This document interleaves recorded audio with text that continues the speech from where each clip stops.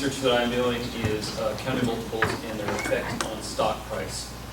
Basically, I wanted to see how underlying changes in the accounting multiples and line items affect stock prices over time. One of the things that I started with was doing year-over-year change. So getting all this data and putting it together, I was able to create quite a few line items. The typical research in this study, people usually start with a multiple and then kind of go to try and explain them. A lot of it's based off of valuation multiples, so price earnings and enterprise value to EBITDA and things like that. So I wanted to see what things were reported by the companies that drove these valuation multiples, and you could actually look at when doing a company analysis in depth at their financial statements. So I researched primarily 9 different S&P Net Advantage industry surveys to see what these actual industry analysts recommend when looking for in these companies. So it's basically, it's 2 sectors, basic materials and healthcare. So it was industrial metals, precious metals, oil and gas equipment and services, oil and gas production, marketing, and then in healthcare, facilities, life sciences and tools, tools and services, managed care, pharmaceuticals, and products and supplies. And what I found was in these industry surveys, the most recommended multiples and metrics that were frequently mentioned were revenue, price to earnings, operating margin, long-term debt to capital, enterprise value to EBITDA, price earnings growth ratio, free cash flow, ROE, ROA, and earnings per share. A lot of these, yeah, they're valuation multiples, so they're derived from a lot of these statements. But I was able to test a lot of these underlying. So the importance of this research is that it's on the lesser used multiples and underlying drivers of long-term price change, and they're sector and industry specific, so they align with the research and the reports that these analysts do. So it's able to actually quantify a lot of things that they're looking at and see if it's actually something that is measurable. So I did it for the 2 sectors. So it was these 38 multiples listed below.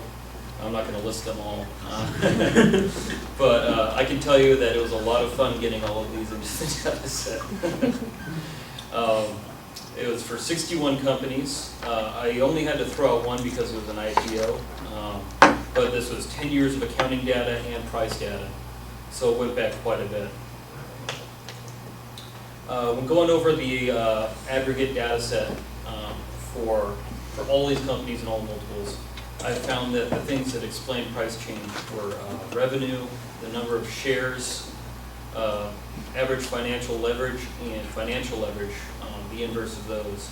So this is basically just the change year over year and whether it had a positive impact on year over year price change. It was interesting that financial leverage, the less financial leverage, or I'll say the less debt to equity ratio there was, if there was a negative change, corresponded with a higher price change. When looking at the basic materials sector, when I say close, this is like a t-stat of close to 2 and p-value a little bit over 0.05. Found that free cash flow to net income and revenue were fairly close. One interesting thing was that there's a lot of companies in the basic materials sector that have never posted revenue ever, especially in mining for gold and things like that. And a lot of this is very cyclical depending on the economy as well and commodity prices. So one of the things that I thought would be interesting for continuing research would be to go in and segregate the companies that have revenue and the ones that don't, and see what impact that these multiples have on the ones that actually do post revenue. Days sales outstanding and days inventory. These actually line up with what the analysts were recommending in their research. So I thought that was pretty interesting. And again, these are annualized, so it'd be interesting to kind of break it down and see how cyclical these are as well. Then when looking at the healthcare sector, found that net income and dividends, positive changes in those tend to correspond with increases in stock price, book value per share, and then for things that have an inverse relationship, the average financial leverage, free cash flow to net income, and inventory turnover all tended to correspond with the price changes. And so I was tempted to put 114 slides of regressions, but I decided to to go ahead and not do that. But I'd say that the gaps in this analysis that I'll actually be continuing research on this after I graduate with Professor Gupta. But it'd be interesting to see quarterly changes as opposed to just yearly changes. The sample is only 61 companies. Looking at systemic factors such as like economic cycles and commodity price changes. Another thing that was interesting is the company life cycle, and see if if there's an effect with market capitalization, because a lot of these companies really vary in their structure depending on where they are in their life cycle. And then just more testing of the data, getting a larger sample size, drilling down more into each of the multiples, and see if these actually go across into other sectors. So basically looking at from where it started was grabbing aggregate data, drilling down to the multiples, and then taking the multiples and doing a more in-depth analysis of them across a broader data range.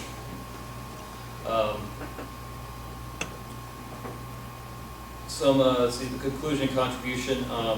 This methodology could spot trends in quarterly and annual reports that correspond to stock changes over time. I think it was it was interesting for me because looking at it from either a company or an investor's perspective, being able to spot trends, you may be able to see if something is undervalued in conjunction with other multiples that are typically used in valuing companies and making investment decisions. And it'd be interesting to develop either a model or to do additional research in this field to see what results could be found. Are there any questions? So you calculate these ratios for example, the previous year, and then is the dependent variable the change in price over the following year? It's the same year. Okay. So yeah, exactly. Okay. So it's the basically the arithmetic year-over-year change in the underlying multiple in terms of, I guess it would be a percentage or a ratio of the change to the change in basically percent change in the price. Well, maybe more interesting, I like it, is that you could use an announcement of make it tractable so that you can invest in it, right? Yeah. Earnings announcement comes out, they release financial statements, I can calculate the multiples, and then I know that a certain ratio is associated with changes in stock price over the coming year. Yeah, and that's something I was really interested in doing, to see like long term if there's lagging effects over time. That'll be interesting.